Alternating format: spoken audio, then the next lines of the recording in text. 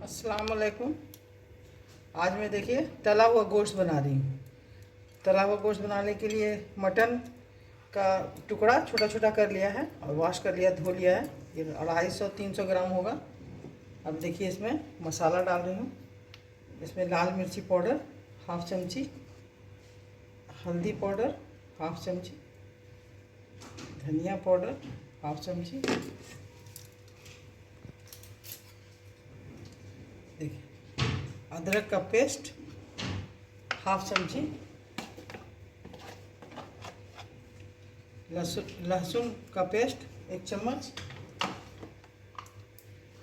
देखिए गरम मसाला का पेस्ट, गोल मिर्च, ज़ीरा, बड़ी इलायची, छोटी इलायची को पीस दिया है पानी देकर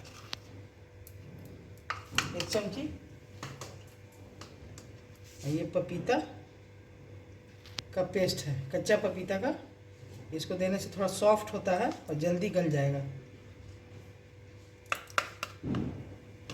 1 चम्मच पपीता का और ये 2 चम्मच पिसा हुआ प्याज है। समझिए कि बड़ा 1 प्याज है, छोटा हो तो 2 प्याज। और नमक हाफ चम्मच दे रही हूँ, आप अपने अंदाज से दीजिएगा नमक।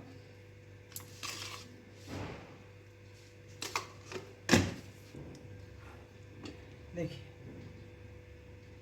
मस्टर्ड ऑयल 2 चम्मच, सरसों का तेल।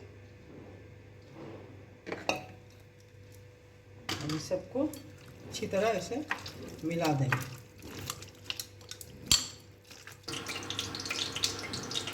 देखिए गोश्त को अच्छी तरह मिला दिया है मसाला में। अब इसमें 1 चम्मच, छोटी चमची से 2 चम्मच दही दे देंगे।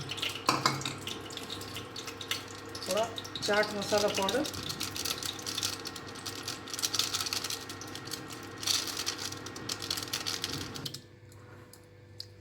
चाट मसाला पाउडर देकर 2 चम्मच दही देकर इसको 10 मिनट के लिए ढक कर रख देंगे। तुरंत अगर ज़रूरी है तुरंत बनाना है तो आप 2 मिनट में भी तल के दे सकते हैं।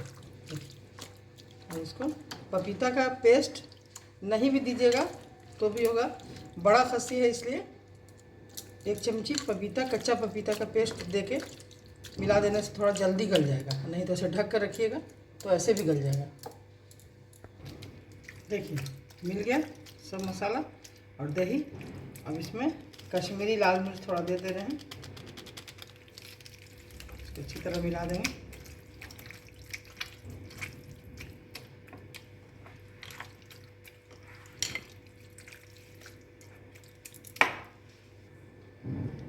देखिए थोड़ा कटा हुआ प्याज 1 चम्मच, धनिया पत्ती और ये हरी कटी हुई मिर्च। इसको देकर एक बार फिर मिला देंगे। देखिए पैन चढ़ा दिया है, इसमें तलने के लिए तेल डाल दिया है। तेल गर्म हो जाएगा, जब तक इसको गोश्त को मिलाते रहेंगे।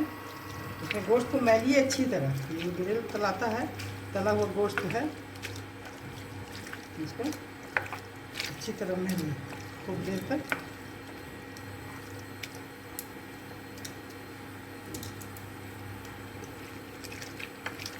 देखिए 10 मिनट के लिए सब चीज़ मिलाकर ढक दिया था, अब हो गया, मिल गया। इसको आप चाहिए तो मिलाकर रख दीजिए, जब ख्वाहिश हो फ्रिज में रख दीजिए, और जब ख्वाहिश हो गरम गरम निकालिए, तलिए। दाल चावल रोटी पराठा सबके साथ बहुत अच्छा टेस्ट इसका लगता है। देखिए पैन चढ़ा दिया है, तेल गर्म हो गया है। अब देखिए इसमें डालेंगे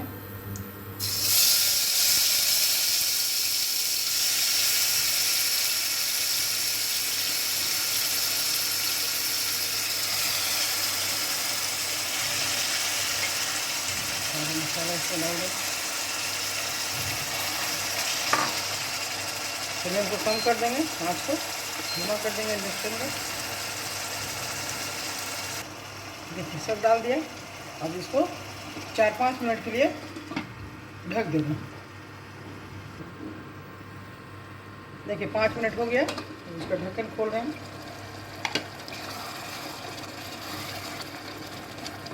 फ्लेम को तेज़ कर दिया है। इसमें दही का पानी छोड़ा है, इसी पानी में गल जाएगा गोश्त। फिर इसको ढक कर 2-3 मिनट और बनाएंगे कि पानी सूख जाए, तब फिर इसको तलेंगे। देखिए 3-4 मिनट हो गया, अब इसको खोल रहे हैं। इसमें का पानी देखिए बिल्कुल सूख गया।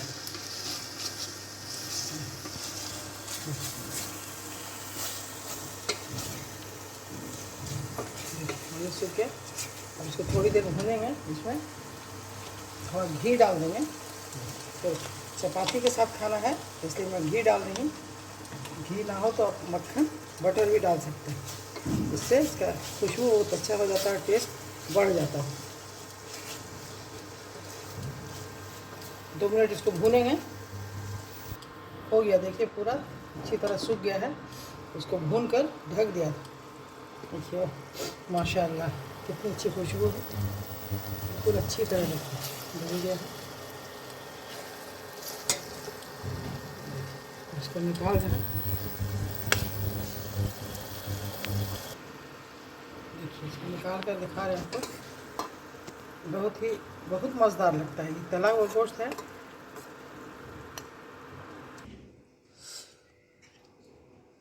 देखिए माशाल्लाह कितना अच्छा बना है। देखिए अब इसके ऊपर थोड़ा सा धनिया की पत्ती थोड़ा छीट देंगे।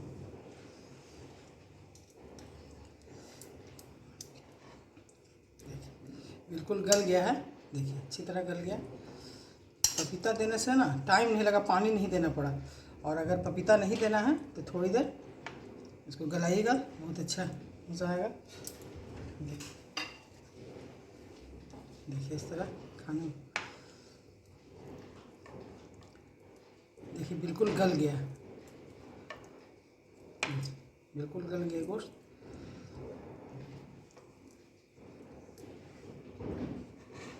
अगर आपको पसंद आया एक बार मेरे तरीके से बनाइए और खाइए।